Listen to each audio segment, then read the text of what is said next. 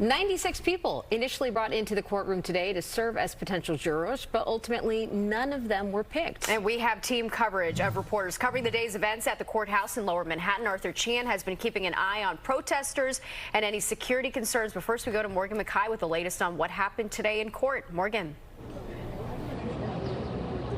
Bianca, Natasha, it's day one of a trial that could take as long as 2 months. And former President Donald Trump has to be here every single day of this criminal trial. Otherwise, he's at risk of being arrested. Now, the energy started high this morning. Trump entered the courthouse, scowling at reporters, the camera, the judge.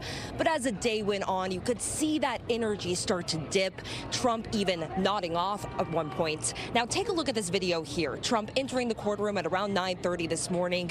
Judge Juan Merchan kicked off the trial, going through a few motions, laying out the ground rules of the trial.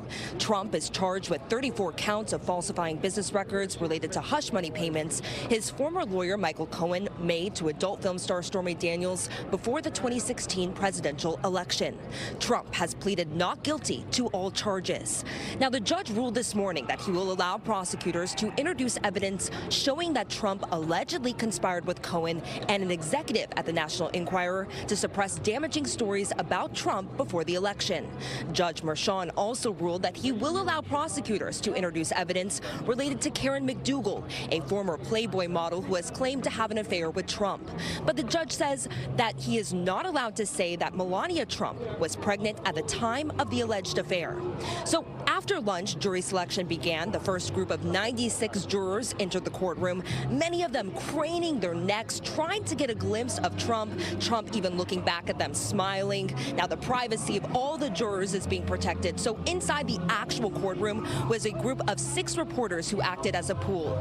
Everyone else could listen to the audio in the overflow room.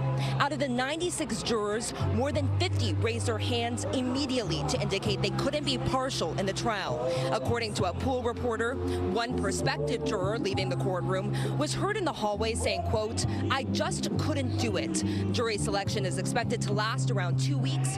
Trump, during his civil trial, took every opportunity to speak to cameras in the hallway, but today he only spoke to reporters once.